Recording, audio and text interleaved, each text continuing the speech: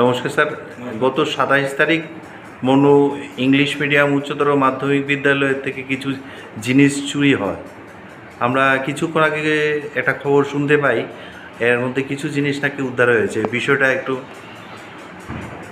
27 তারিখ রাত্রেবেলা যখন বৃষ্টি তুফান চলছিল তখন এক চোর মনো হাই সেকেন্ডারি স্কুলে প্রবেশ করে এবং সেখান থেকে দুটি মনিটর, একটা সিপিইউ, দুটি কিবোর্ড, একটি মাউস, একটি সিলিং ফ্যান, কিছু ওদের স্কুলের জিনিসপত্র, একটা সিসি ক্যামেরা, এগুলো চুরি করে নিয়ে যায়।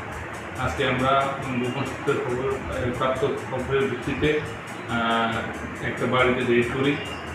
ওই বাড়ি থেকে আমরা একটা সিপিইউ, একটা কিবোর্ড, একটা মাউস এবং একটি মনিটর উদ্ধার করতে সক্ষম হই।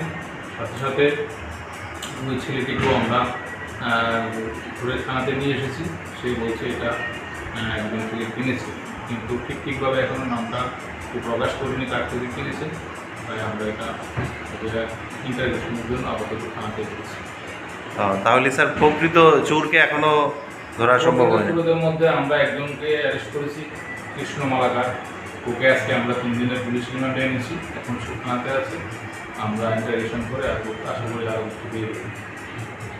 এই ধরনের বিভিন্ন চুরিকাণ্ডের তদন্ত কি আগামী দিন জারি থাকবে?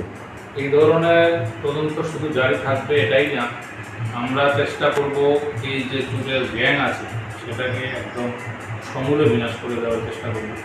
এটা যাতে কোনোভাবেই পাবলিকের জীবনে কোনো প্রকারের বাধা বিঘ্ন সৃষ্টি করতে না পারে, সেই ব্যাপারে আমরা 100% চেষ্টা করব। ঠিক আছে স্যার, নমস্কার।